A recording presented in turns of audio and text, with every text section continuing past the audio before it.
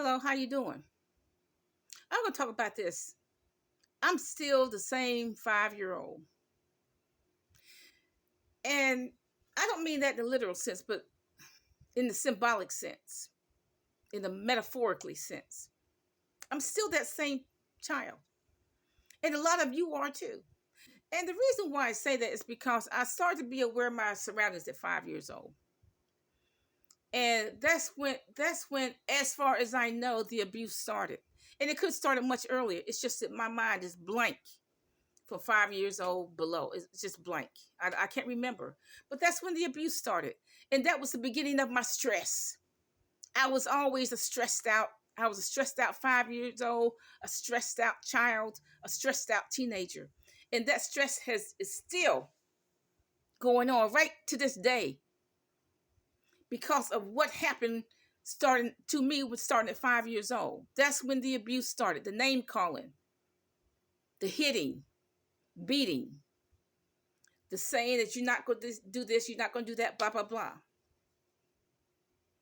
All of that continued throughout my whole childhood, if you want to call it a childhood. It was just a self-contained torture chamber. That's really all it was. I wouldn't even call it a childhood. It's just a self-contained torture chamber.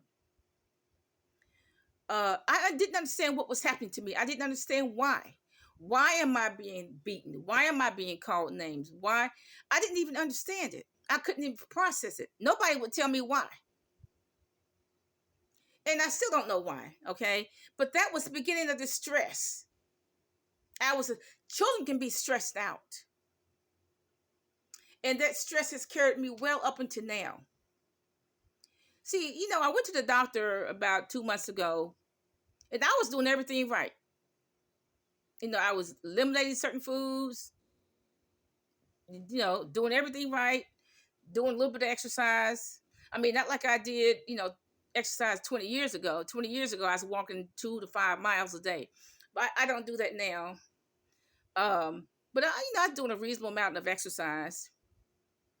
And yet, all my numbers were still up. I didn't, and doctor said, well, maybe I'll put you on medication. I don't want to go on medication. But see, one thing I understood after that session with the doctor, I understood this, is that doctors cannot measure stress. So I got to get a hold of this stress. Okay, I got to get a hold of this. This stress stems from childhood abuse, and I got to get a hold of it. The only thing that saved my sanity was the Appalachian woods. I used to go into the woods a lot and eat, eat nuts, wild fruit, etc. Because there's no food in the house. Itching, okay. But I have to get a hold of this stress, even to this day. And there's a lot of you just like me. You're an overeater because of trauma that happened when you were a child. You're a chain smoker, alcoholic, drug addict, whatever. Why? Because of trauma that happened when you were a child. A lot of you all just like me because you were abused by your family. You know what? Do they qualify to be called family? No. They just people that you can to, okay? So my heart goes out to all of you. And what I can say is to stay prayerful. Just keep praying for yourself. That you can get through this day. That you can get through this minute, this hour. And that you won't have this stress. This from childhood trauma. And I challenge you not to abuse your children. I challenge you not to abuse any young person in your family or any young, neighborhood kid or whatever. I challenge you to do that.